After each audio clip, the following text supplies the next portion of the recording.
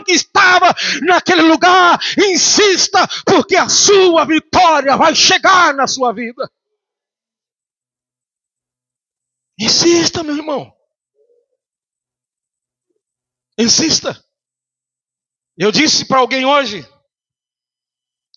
que eu vou tentar, com a ajuda de Deus, trazer o hábito para a igreja aqui, porque nós perdemos o hábito de orar e jejuar. Por que perdeu o hábito de orar e jejuar? O que isso quer dizer com isso, pastor? Porque quem conhece a igreja há um tempo atrás, um crente, no mínimo uma vez por semana, ele jejuava. E era muito comum você pegar um novo convertido de 3 meses na fé, orar 1 hora, 2 horas por dia, sem ninguém cobrar, sem pedir. E se na igreja tinha pouca oração, ele orava em casa. Aliás, o crente mesmo de oração, ele ora muito mais em casa do que na igreja. E se na igreja não tem oração, a gente já imagina que como é que a gente está. Quando alguém fala assim, irmão, falando de tal hora, 1 hora por dia. Verdade? Ele consegue ficar 1 hora de joelho? Não, irmão, isso não é difícil. É só você se entregar na presença de Deus e o Espírito Santo vai fluindo, vai fluindo, vai fluindo. É por isso que a gente quase não acontece mais quando tem um batismo no Espírito Santo em nossa igreja. Dar notícia na TV tem algo que era comum um tempo atrás. E para a tristeza de todos nós, já existem pessoas dizendo que não tem vontade de ser batizado no Espírito Santo. Eu já ouvi depoimento de jovens da igreja falando, eu não tenho vontade. Tem gente que não tem nem a curiosidade de saber o que é isso. Então o que nós precisamos é confiar em Deus. Está demorando? Mas é melhor você esperar do que desistir. É melhor você ficar firme do que desistir. Mudar não vai fazer sua bênção alcançar. Você alcançar sua bênção. Que às vezes a gente começa a querer culpar alguém. A minha bênção não chegou, sabe por quê? Porque o meu pastor, porque a irmã, por quê? Não. É por nossa causa. Tenha comunhão com Deus. Se aproxima de Deus. Se entregue a Deus. Se lance na presença de Deus. Haja e reaja de forma apropriada. Senão a sua ação ou a sua reação só traz mais tribulação sem fim.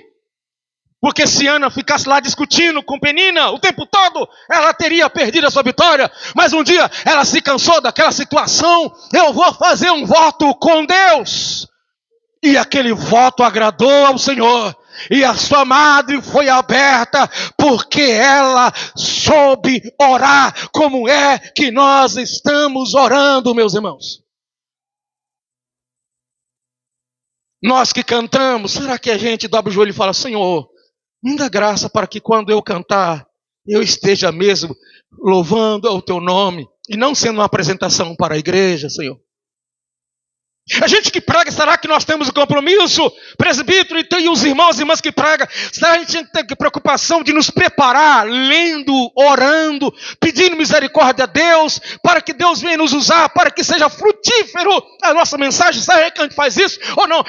Eu fico no sorteio, na bibliomancia. O que é bibliomancia? Bibliomancia significa adivinhar a vontade de Deus, através do abrir a Bíblia. E aí onde abrir, coloquei o dedo. E coloquei o dedo, é aqui que Deus vai falar. Para com essa feitiçaria, não importa a experiência que você já teve. Deus tem momento que Ele fala com a gente isoladamente, como Ele sempre fez. Mas Ele quer que a gente pare de preguiça e vamos mergulhar nossa face na sua palavra. Vamos entender o que Deus tem. Não fica pensando que Deus vai estar sempre dando mensagem para você do mesmo jeito que um dia, por misericórdia, considerando a nossa ignorância, e a gente fica todo dia colocando dedinho na Bíblia. Graças a Deus que as caixinhas de promessa promessa estão sendo eliminadas. Algumas igrejas têm ainda algumas caixinhas de promessa, porque isso é um problema muito sério.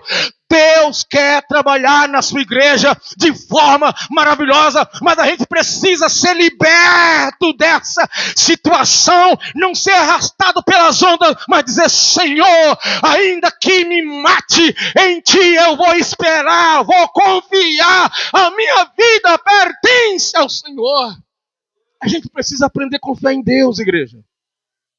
Confie no Senhor. Confie em Deus. Nós temos um Deus que ainda fala. Um Deus que ainda age. Como Ele está falando nessa noite. Parece impossível para você algumas coisas que estou falando. E humanamente falando é impossível. Mas você serve um Deus que não tem nada que Ele não possa fazer por você. Você serve um Deus que pode desatar os nós.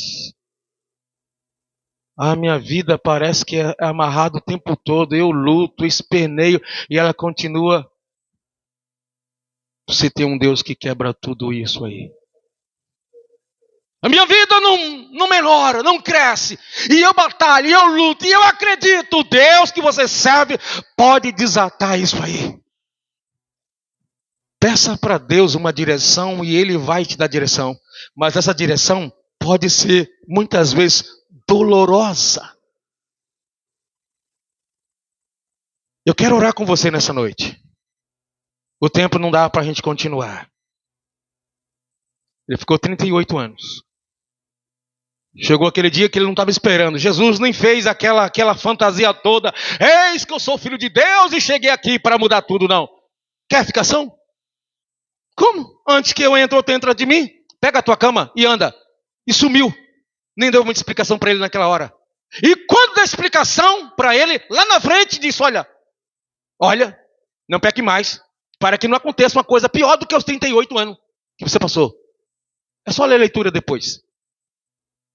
Deus quer nosso bem, mas nós estamos ficando muito para trás na caminhada. Continue insistindo, ainda que eu não passe na frente, mas eu vou continuar lutando. E a sua vitória vai chegar em nome de Jesus.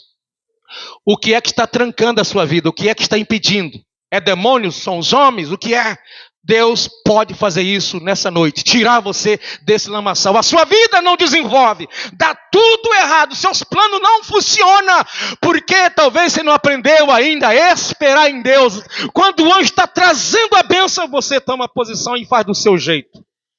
E aí, as coisas quando é do nosso jeito, funciona até um certo tempo, daqui a pouco, Mas eu quero orar. Fique de pé. Eu quero orar por você. Quem quiser, vem aqui na frente. Nessa noite, Deus quer nos libertar de algumas coisas que nos